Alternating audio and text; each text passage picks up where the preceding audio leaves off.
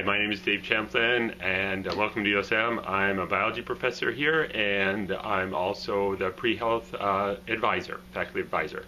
And this video is not a general advising video. There is information about that elsewhere. One site especially is the biology department website, which has up-to-date, complete information about the biology program at USM.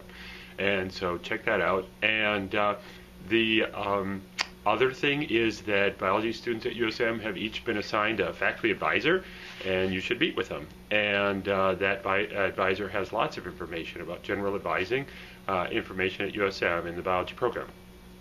And then also be aware that although you're assigned a specific faculty advisor, you can talk to any professor, even professors, of course, that you don't have for a course, and you can get information from them as well. And so there's a lot of information out there about general advising and say the type of coursework you should take. I'm going to make also 3 short videos about coursework specifically for pre-health students, and the 3 short videos are going to be for the 3 types of students that are in the biology program. One is first-year students, just getting started in college. 2 are transfer students. And 3 are students that have already graduated from college that are post-baccalaureate or post-bac students. So I'll make those short videos, and the rest of this first video is about what you should do outside of coursework. Before we leave coursework, there are a couple other general things to say about coursework for pre-health students. One is, as you start getting interested in specific programs, you should go to their website and get information about the specific requirements for those programs.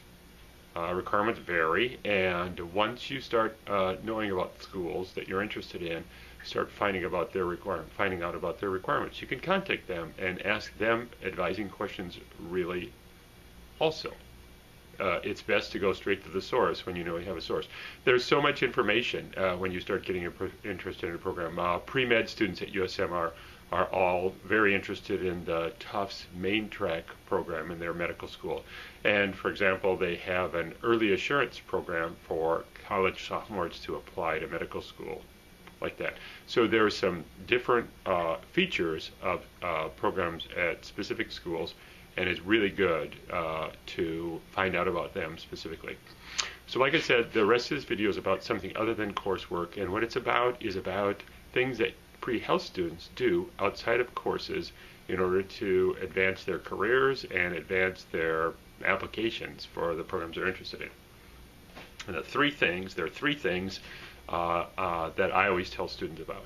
And the first is that pre-health students will get some what I call direct experience in the field they're interested in. So for example, a pharmacy student, pre-pharm student, will somehow get some experience in a pharmacy. Maybe they'll become a pharm tech or volunteer in a pharmacy. A dental student will shadow a dental office. And that's really significant, because if you don't get some of that experience, well, when you're applying, how would the admissions committee know that you really want to do this thing? Right, so virtually everybody that applies to a health professions graduate program or medical school, professional school like that, they've got some experience. Be aware that some have a lot of experience. Some nurses or EMTs apply to medical school and so forth, So it's good for you to get that experience, to know for yourself that you want this, and also to show that you know you want it, and also to compete like that. And but then on the other hand, it's hard to get that experience because of issues of confidentiality and liability. You can't just walk in and do surgery, etc., like that. However, this area, Portland, larger Southern Maine area, region, has really great opportunities. For example, you can't go in and fill cavities at a dental office, but at a homeless shelter in downtown Portland, they have a dental clinic, and USM students volunteer there and get some really valuable experience. One of the reasons for getting experience is to find out what you want to do, help focus what you want to do. Another is that those kind of experiences can really motivate you during college to help you get through what what would otherwise be sort of maybe dry science and math classes like that. So it's a very good thing, and that's the first thing, is to get some direct experience. more is better. However, you don't want to just make a list like, oh, look at all these different things I did. That's not impressive. Long lists are not impressive in your application. What is impressive is rich experience where you've actually done something, maybe more than just volunteering. You took some initiative and played a leadership role in maybe expanding a program to maybe you were a volunteer at the Children's Museum and you start a reading program there about science for preschoolers, and you read books to them and you realize, wow, this should be done at a public library, and maybe you enlist the help of other USM students and get them to participate. How do you make those connections? There's a pre-health profession student club at USM. That's a really great way to find out about some of these opportunities and make connections with other students that have the kind of interest that you do. The second thing that lots of students, pre-health students, get involved in is they'll get involved in some research. And it's important to know that any professor at any university has an area of expertise that they're pursuing on their own, and sometimes with help from students.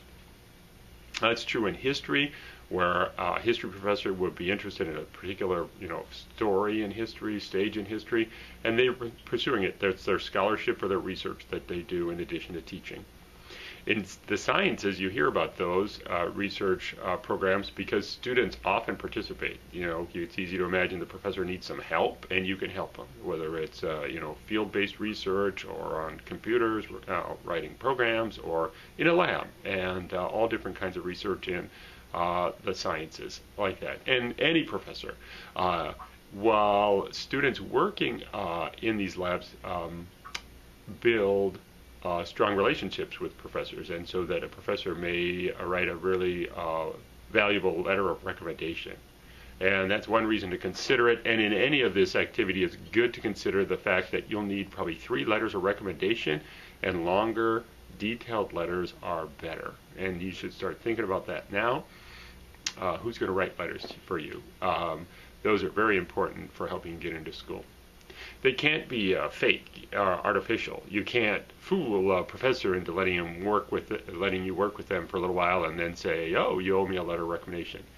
All this stuff that I'm talking about needs to be heartfelt, the stuff you want to do. Lots of times when students work in research, they find out that's what they really want to do. And they don't go to medical school, they go to graduate school.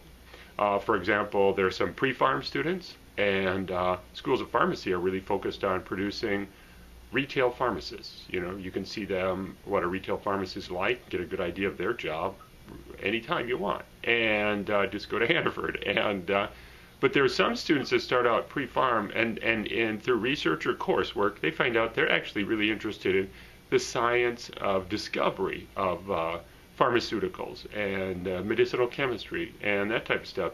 And they end up going on to graduate school, and maybe they'll go to get a PhD in pharmacology, like that. And so research is good for that too, that a lot of students that are pre-health profession students are actually really interested in the scientific side of it, and there are a lot of graduate opportunities. It's really good to emphasize that there are all kinds of opportunities in health professions, so many different opportunities for careers, and getting involved outside of courses is one way to help you find that niche for you. Third reason that students do stuff outside of coursework is they'll get involved with what I call community service. They'll get involved in their community, and the significance of that varies depending on the type of health profession program you're applying to, but in some of them it's very important. And for some admissions committees, they spend most of the time in an interview talking about stuff you did, essentially to help your community. And there are lots of different opportunities to do that. It's interesting because, volunteering at a soup kitchen might not seem like something somebody who's interested in dentistry needs to do.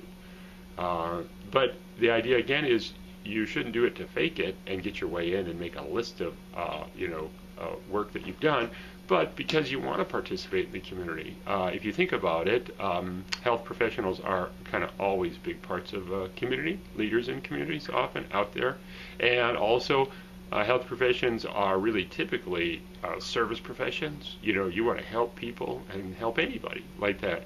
And there's lots of opportunity to do that in this region. This is probably one of the strongest aspects of USM, is its connection to the community. There's an office and a website at USM called the Office of Engaged Learning. Some people would call that community service or civic engagement. And you don't have to, reinvent the wheel to get out and participate. And you don't have time. Lots of students at USM, everybody at USM is taking classes and at the same time working, at least one job, so you don't have time. But these activities are really important to lace into your schedule in preparing to apply and succeed in a health profession pathway. And so be aware of those. Talk to other professors, other resources like the staff at the university, the office I mentioned, websites. And to do that, you really should get a journal and take notes about your efforts, kind of like you're taking a class, and the class could be called networking, where you're working on making connections with more advanced students. Talk to them about courses. What courses should you take? Who are the good professors? We're not going to, tell you which courses you need to take with which professors, but other students will have good advice. People in the community will have good advice for you about your path. People who are in the professions you're interested in are great to meet.